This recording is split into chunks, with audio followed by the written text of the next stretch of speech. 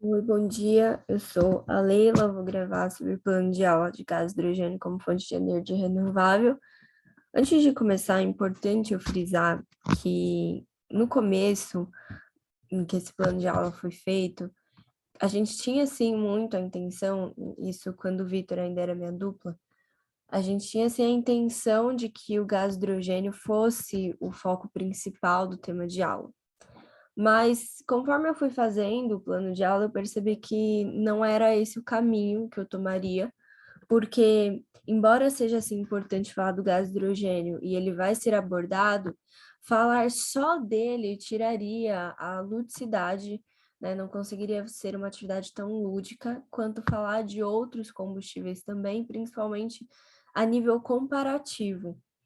Então, mudou um pouco o foco, né? E eu poderia dizer que é muito mais um estudo sobre os combustíveis que existem hoje em dia do que como o gás hidrogênio propriamente dizendo. Bom, as habilidades a serem desenvolvidas, segundo a BNCC, para esse plano de aula, é a M13, né, CNT 101, que visa analisar ou representar com ou sem uso de dispositivos e de aplicativos as transformações e conservações que envolvem matéria e energia. E com base nisso, realizar previsões de comportamentos em situações cotidianas, né? No caso aqui, são dos combustíveis.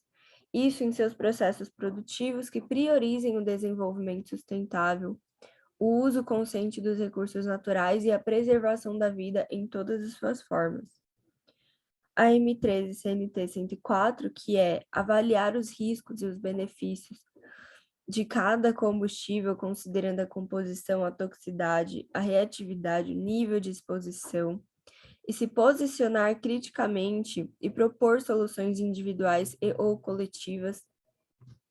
A MTese CNT 106, que visa avaliar a geração, no caso, avaliar as possíveis soluções da geração, do transporte, da distribuição e o consumo de energia elétrica, considerando a disponibilidade de recursos, a eficiência energética, a relação de custo-benefício e todos os outros fatores envolvidos na produção e distribuição desses combustíveis. Antes mesmo de considerar as atividades a serem desenvolvidas, é muito importante avaliar o que o meu aluno já precisa ter aprendido, já precisa ter dominado, para que ele consiga desenvolver esse plano de aula de uma forma eficiente, de uma forma fluida. Então, é necessário que os alunos saibam reações químicas, estequiometria e reação global. Na primeira aula, nos primeiros 20 minutos, a sala será dividida em 3 grandes grupos.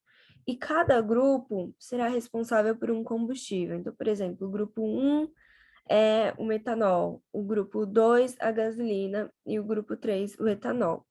Aqui é muito importante frisar que o metanol, hoje em dia, no Brasil, por lei, ele é proibido ser usado como combustível. Ele era muito utilizado no combustíveis de carros de Fórmula 1, mas ele foi proibido não só pela toxicidade dele, mas porque era comum que esses carros pegassem fogo e o piloto também pegasse fogo. E como a luz do dia, né, na claridade, o metanol não dá para ver, né, olha o fogo que arde sem se ver, ele foi proibido porque as pessoas começavam a pegar fogo, o carro começava a pegar fogo, ninguém via, e isso dificultava, né, o trabalho de apagar aquele fogo, de apagar aquele incêndio. Então, nos primeiros 20 minutos, a sala vai ser dividida em 3 grupos e cada grupo vai receber um combustível. E aí, eles vão receber só 10 ml desse mesmo combustível e observar queimar. Então, observa a chama, observa quanto tempo demora para queimar. É muito interessante que cada um visualize também outros grupos, principalmente o metanol, que necessariamente exige que o ambiente esteja escuro, a chama dele é bem azulada, é bem bonita. E depois disso, né, mais ou menos depois desses 20 minutos de aula, eles vão calcular a quantidade de dióxido de carbono e monóxido de carbono gerada pela combustão das quantidades utilizadas em laboratório. E todos os grupos, mas somente com valores teóricos, vão receber uma quantidade, em teoria, de gás hidrogênio que seria queimado e calcular a quantidade de água que vai ser produzida pela combustão do gás hidrogênio. Já na segunda aula, eles serão divididos em 4 grupos, previamente, antes mesmo dessa segunda aula, e vão fazer uma apresentação rápida sobre cada combustível. Então, um grupo é do metanol, o outro é da gasolina, o outro é do etanol e o outro é do hidrogênio. Vão comentar as vantagens e as desvantagens desse combustível e vão defender o uso desse combustível. E aí é um desafio para o grupo do metanol, que tem um combustível que é proibido por lei. E no segundo, depois disso, né, após essa defesa, apresentação das vantagens e desvantagens, eles juntos vão discutir qual seria o melhor combustível, qual seria a melhor alternativa. Se é o do hidrogênio, se é a da gasolina, se é o do metanol, se é o do etanol, isso considerando diversos fatores, desde a extração, desde da geração, né, fazer esse combustível até o uso final. Os objetivos desse plano de aula é identificar a relação custo-benefício de diferentes fontes de energia, aplicando fórmulas e conceitos da físico-química, como eficiência energética. Conteúdos procedimentais é calcular a quantidade de dióxido de carbono entre os 3 tipos de combustíveis e da água pelo hidrogênio. Observar através da experimentação a queima, a chama, a coloração, a produção de fumaça, quanto tempo demora para queimar. Pensar em nível microscópico o que ocorre com a transformação da matéria através da combustão e explicar e representar a nível simbólico. Os conteúdos atitudinais envolvem conscientizar-se dos impactos ambientais gerados pela queima de cada combustível.